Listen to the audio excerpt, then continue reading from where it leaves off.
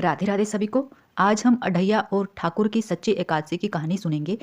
गंगा किनारे एक झोपड़ी में रहने वाला एक अनाथ बालक रहता था। उसके माता पिता नहीं थे। वहीं एक दिन एक वृद्ध साधु आए और बोले, बेटा तुम किसके पुत्र हो और यहाँ क्या कर रहे हो? बालक बोला, मेरे कोई माता पिता नहीं है बाबा जी, मैं यहीं गंगा किनारे रहता हूँ।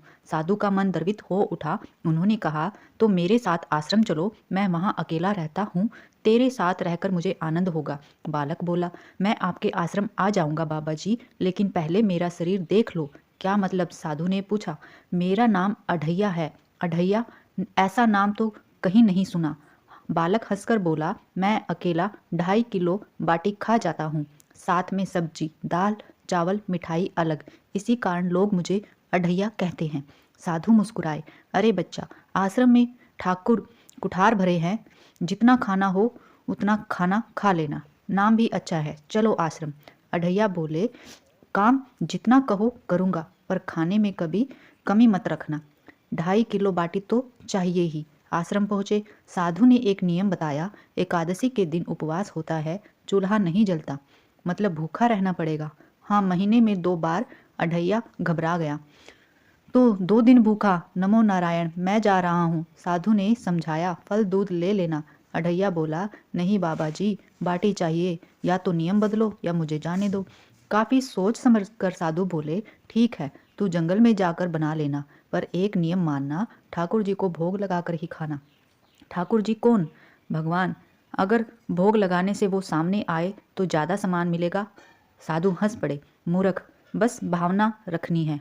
जब पहली एकादशी आई, ढैया ने जंगल में रसोई बनाई और बोला, गुरुदेव के ठाकुर, भोजन तैयार है। तभी सच में भगवान राम प्रकट हो गए। अढ़ैया चौंक गया। अरे आप आ गए? बाबा जी तो कहते थे ठाकुर नहीं आते।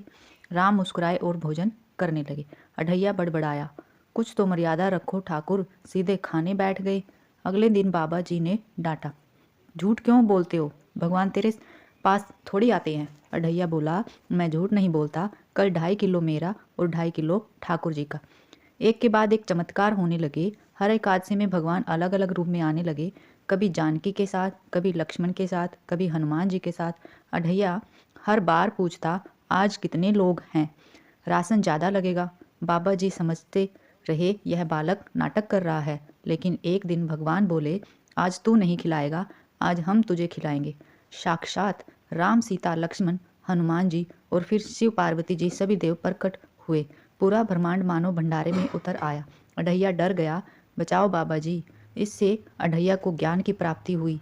राम बोले, डर मत अढ़ैया, तू मुझे सच्चे भाव से बुलाता था, ना नियम देखा ना व्रत, बस प्रेम देखा, इसलिए मैं आता रहा।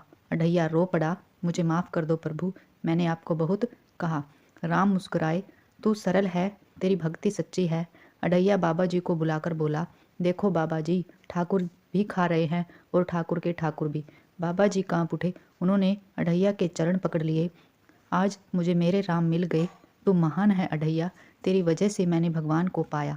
इस कथा से हमें संदेश मिलता है, भगवान नियम से नहीं, भावना से मिलते हैं।